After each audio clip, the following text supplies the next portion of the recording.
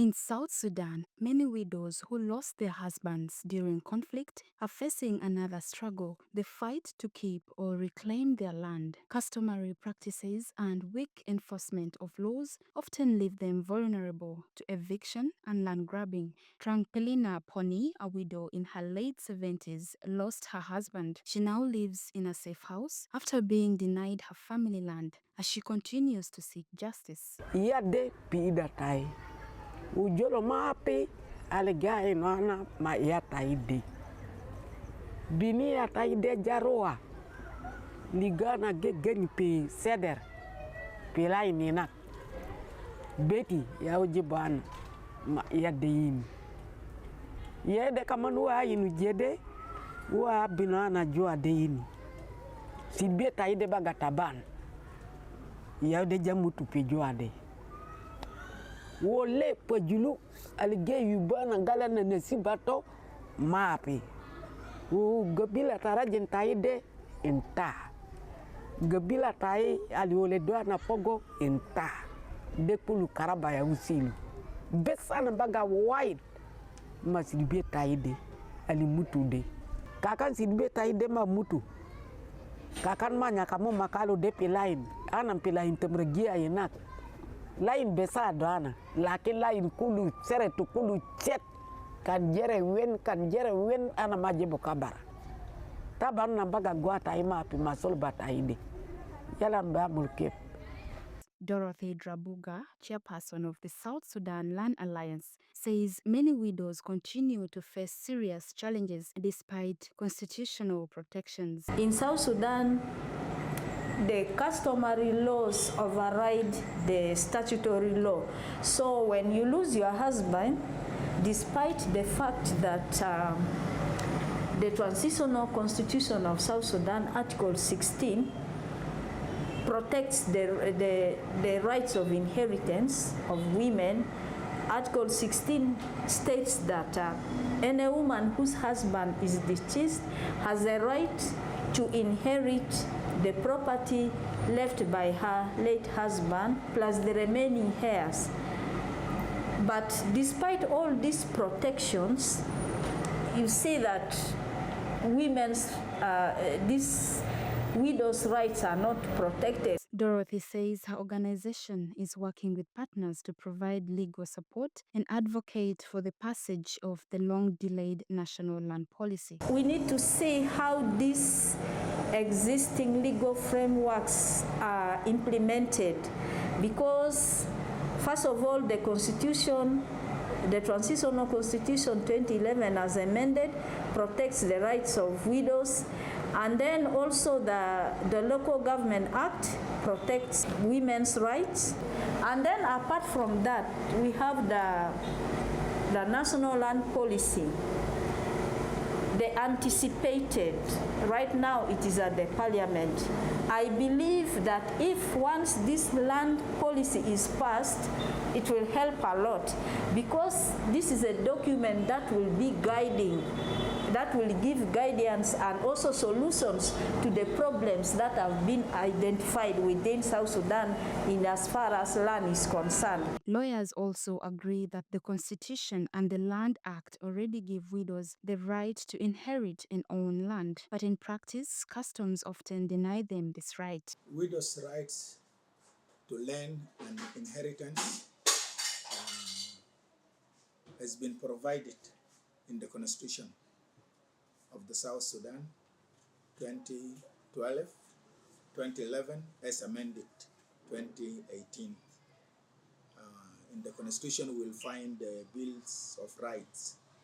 This is where the Constitution is specifically stated that every person shall have the right to acquire or own property. And when we talk about or speak about everybody, it means that whether male or female, whether widow or widower.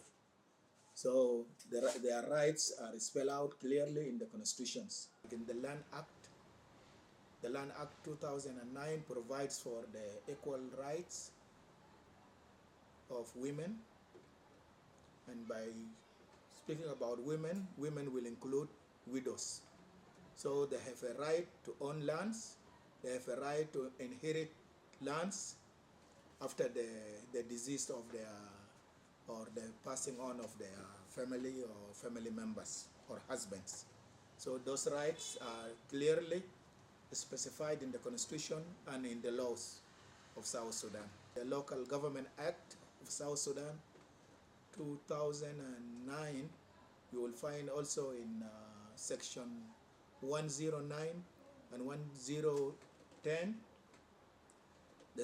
These two sections specifically talks about women rights to equality, to own land, to inherit, just like men or male persons in the family. In South Sudan, we have got a very strong customary law which people goes by. People go by the customary law when it comes to inheritance. Like when somebody dies, then we'll consider the widow becomes a dependent. She will not become a responsible person to take over the responsibility of the family. The responsibility will shift from the dead husband to another immediate male in the family. So the widow will be considered as a dependent, and as such, she cannot access her rights in most of the time. The National Minister of Land, Housing and Urban Development, Michael Chanjake, says the government is working to address land grabbing and informal settlements. In 2021, His Excellency the President formed a committee under my chairmanship and co-chaired by the governor. That committee was to deal specifically on the issues of land grabbing and informal settlement.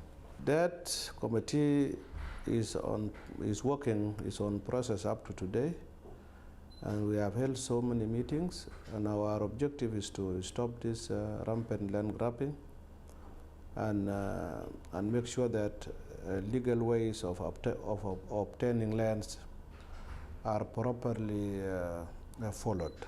The minister also urged citizens to follow the right procedures when acquiring land.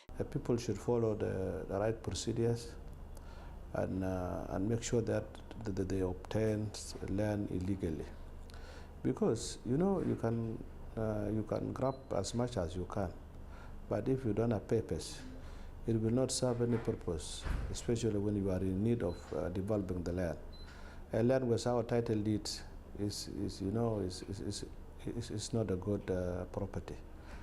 It's not a good property. A property that you can call yours is the one that was clear documents and proper title deeds. Kakan malo pi anan kana jujuara be abino na jua jede ali bini ata ya bino ana de ma akili be dilana temnu iya tajena taidi san ba kolo anna dana baga jokko bi mikire buna besilo ana jugali batay ge waja ma malo ali iya taide gabudu gegeni fogo iya de gali batay gegeni fog kakan malo pi jol pi ali gabudu iya taide kanna do waide jede mebe waja pi gali batay be juru taide le iya de. With most widows still struggling, advocates say urgent reforms and stronger enforcement of existing laws are needed to protect women's land rights and secure their future. This story is reported with a grant from Journalists for Human Rights under the Tackling Misinformation and Disinformation Project, funded by the Peace and Stabilization Program of the Government of Canada. Chabe Janet Emmanuel, King TV.